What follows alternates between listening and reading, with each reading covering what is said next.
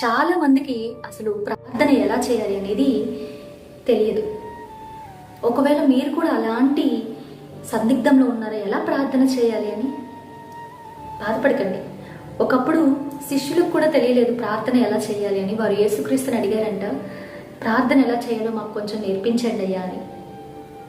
చూడండి, మత్తయి సువార్త 7వ అధ్యాయము 7వ వచనం చూసినట్లయితే అక్కడ ఒక వాక్యం రాయబడి ఉంది. అడుగుడి మీకు ఇయ్యబడును, వెదకుడి మీకు దొరుకును, తట్టుడి మీకు తీయబడును. ముందుగా వెతకాలి, అడగాలి, తట్టాలి. సో ప్రార్థనకి 3 పార్ట్స్ ఉన్నాయండి. దేవుని యొక్క సన్నిధిని వెతకాలి, మన అవసరతలను అడగాలి,